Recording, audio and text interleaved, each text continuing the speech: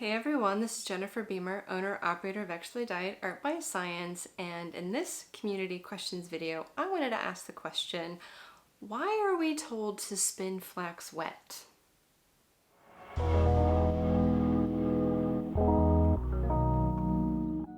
Before I got into the main part of this video, I wanted to let you know that I have a Patreon account, so if you want to check out my Patreon, support what I do, and help me buy supplies so that I can continue making these videos, there's a link below in the description. If you are in the need of new supplies, I do have experimentlydyed.com and the same on Etsy, so if you want to go there, check out, see what I have available. I've got wool, yarn, etc.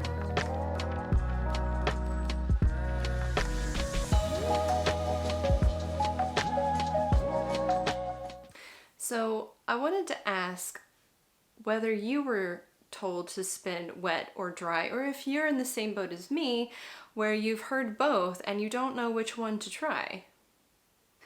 Now the second question relates to the first one. So if you're a weaver, do you weave with your flax or linen wet or dry? Because I've heard both and I've seen both.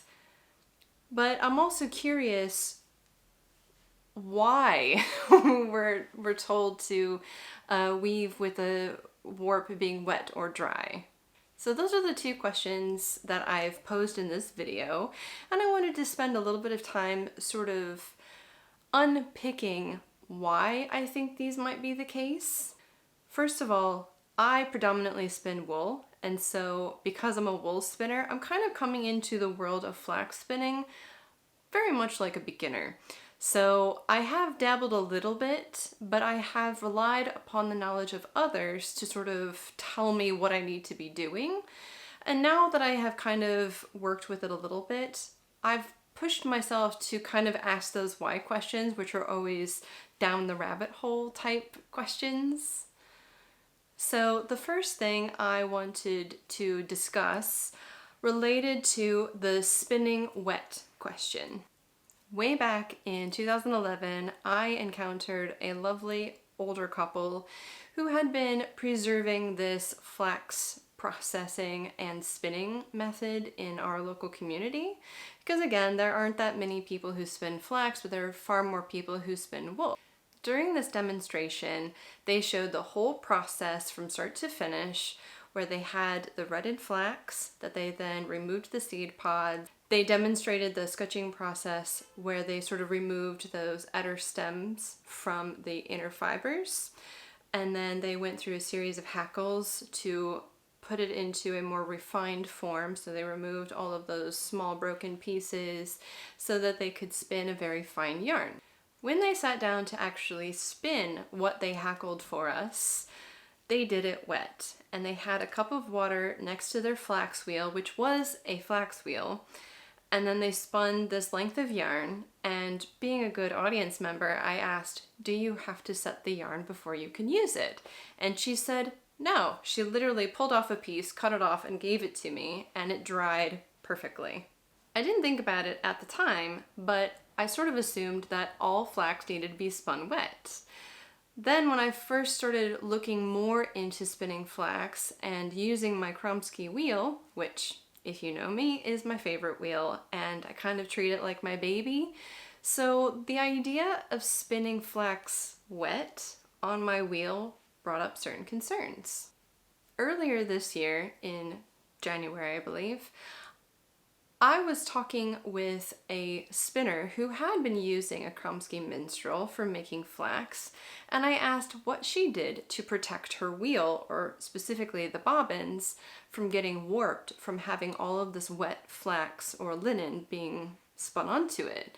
And she was a little surprised, didn't understand what I meant at first, thought I was making a reference to weaving because warp has multiple meanings. But she said, oh, I just spun it dry.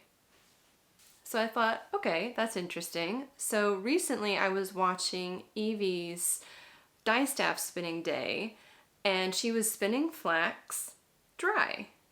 And so I thought, okay, so there must be something more to this spinning it wet versus spinning it dry. but I don't have the collective knowledge of everybody, and I thought I would make this video to sort of address this question so that we can draw a lot of knowledge together so that we can have an open discussion about why wet, why dry. Some of you who follow my Instagram will know that last summer I was experimenting with making spliced yarns, and so this isn't completely applicable to this video, and in fact I'll probably talk about it in another video. So I used hemp to make a couple of samples, which I have here. Now, the one on the left was spun dry, and the one on the right was spun wet. Now, I'll have to take some photos to really showcase the differences here, but the surface of the dry one does seem to be a little bit fuzzier than the one that's wet. So it seems to be that despite the fact that I was splicing this and not draft spinning it, there seems to be a smoothing effect that the water has. Since I had a really good result with the wet splicing, I decided to make 2 larger samples, which you can see here.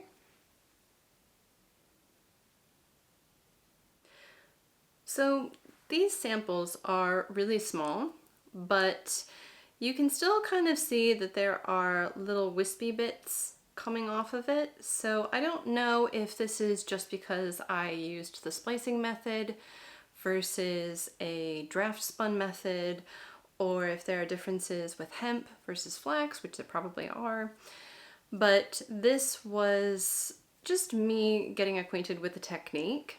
And so it'd be really interesting to compare retted flax that's draft spun and retted flax that has been spliced to see how much the wetness of the spinning process will reduce the amount of little flyaways on the yarn.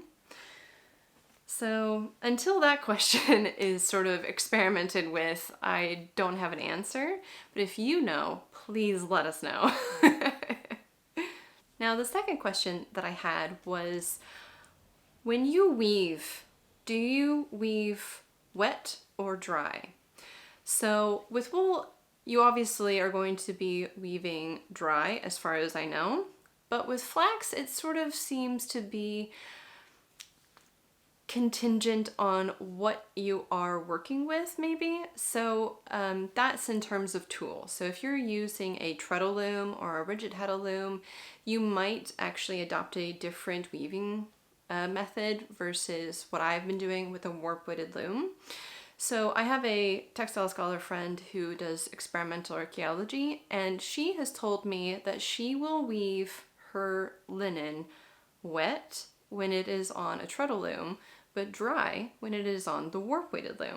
If you're a weaver and you work with linen quite a lot, please weigh in on this, because I'm really fascinated with this idea of weaving wet versus dry and how this relates to the finished cloth. So just pop that down in the comments below. My experience with weaving linen is mostly with the warp-weighted loom, which you can see, I show these examples all the time, but you can see in these examples here. So this was a commercially spun linen that I put on the warp-weighted loom to weave. Now, I do have a live stream where I'm actively weaving these 2 samples. And I've sort of played around with the idea of using water while weaving this. And I must say, I encountered a lot of problems early on. Something that I didn't mention during the spinning, but I think it, for me, really presented itself during the weaving process. When you wet flax, it sort of reconstitutes the natural pectin in the plant, and it produces sort of like a sticky substance that makes it want to stick together. Now, when you're spinning, this is actually highly desirable, and with weaving, it seems counterintuitive, but I had heard that a lot of weavers would make their warp wet and then weave. I found this to be the most infuriating aspect of weaving my initial samples. mainly because the warps kept sticking and I was worried every change of the shed that the flax would break or the linen would break. So I decided to ditch the idea of making the warp wet and just continued weaving dry, and I got quite a few samples as a result. And I don't think it would have impacted some of the other issues that I've experienced with weaving of this loom type. So if you're not familiar with those questions, go and watch some of my live streams about using the warp weighted loom and all of my stories about the warp weighted loom, because it's not as well explored as a tool as the more modern ones like rigid heddles and treadle looms.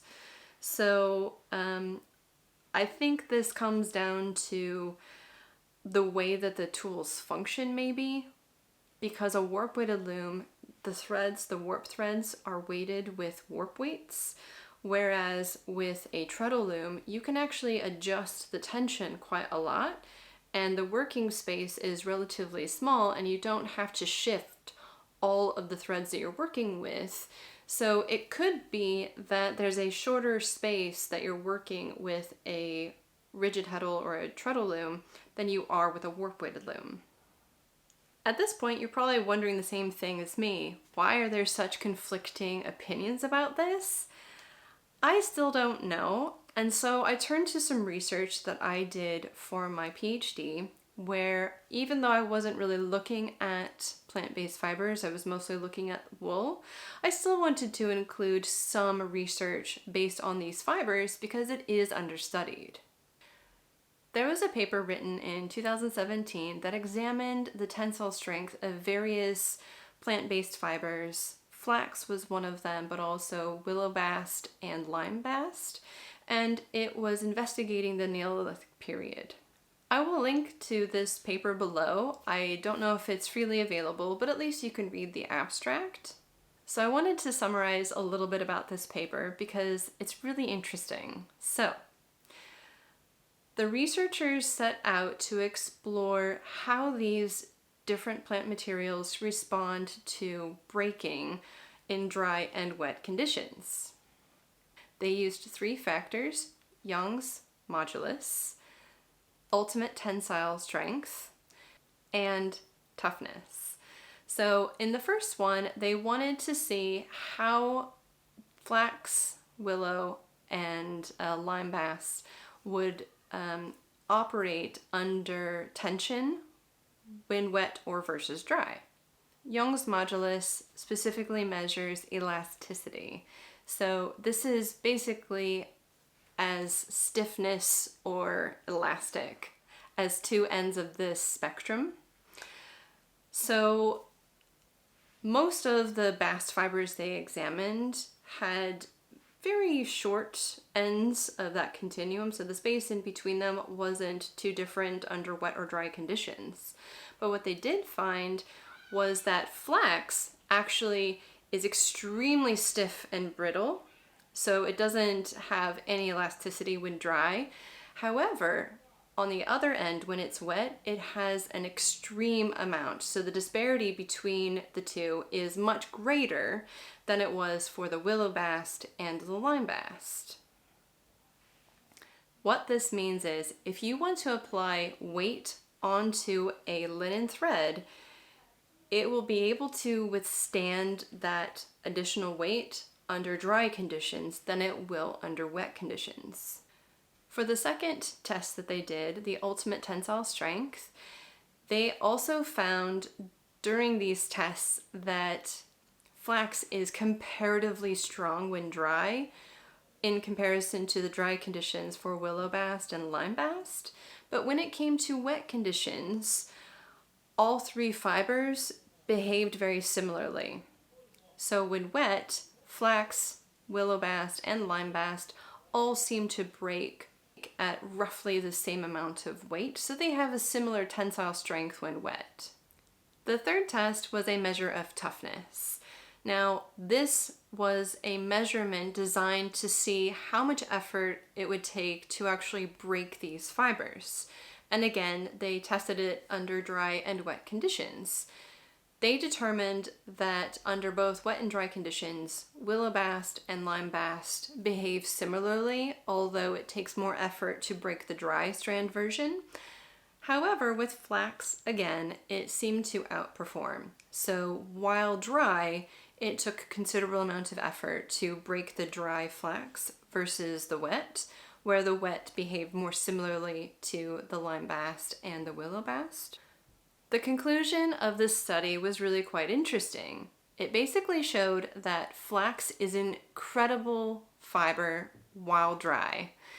While wet, it behaved very similar to all of the other fibers in this examination. In a contradictory way, however, a lot of literature seems to say that flax is stronger while wet. This complicates the questions of spinning wet versus dry and also weaving wet versus dry. There are a lot of factors influencing the tensile strength of these natural fibers, including things like soil conditions, atmospheric conditions, whether it was harvested early in the season or late in the season, if it's been retted just enough where you got nice strong fibers, or if it's been slightly retted too much where the fibers are starting to break down, whether you are hackling it into a finer consistency or not. The diameter of the thread will matter as well as how it's been spun versus draft spun versus spliced. All of these factors will relate to how well they perform under certain spinning and weaving conditions. But I find it really interesting how the research up to this point has pointed towards flax operating very well mechanically while wet, when this research by this experiment seems to prove otherwise. Now, this paper was talking about Neolithic usage of these fibers and what people could have gained from using the various materials available to them. The first thing is lime bast and willow bast are forageable fibers. So you can go out into a forest, harvest them, use them fairly quickly. With things like flax, especially if you want those really long staples, you have to grow them quite close to each other so they don't have a chance to branch out, because every single time the plant branches out, it sort of restricts the total length of the fibers. So if you're thinking about materials available to you, you might actually come into contact more regularly with forageable fibers like willow and lime, and so you might be using those more often than you might flax. However, let's say you are growing some flax and you're using these bast fibers at the same time, what sort of advantages could there be with flax? One of the things that they discovered is if you are trying to make a finer textile, then if you can spin it finer, or in this case probably splice it finer, then you get a relatively strong yarn that doesn't have a lot of diameter. Going through this process of refining a fiber into something that's usable takes a lot of time and energy, and that is regardless of what you need to do in order to grow this fiber. So if you want to make something that has great amount of strength, a lot of longevity, that is really lightweight, you want to opt for a fiber that will work really, really well for those conditions.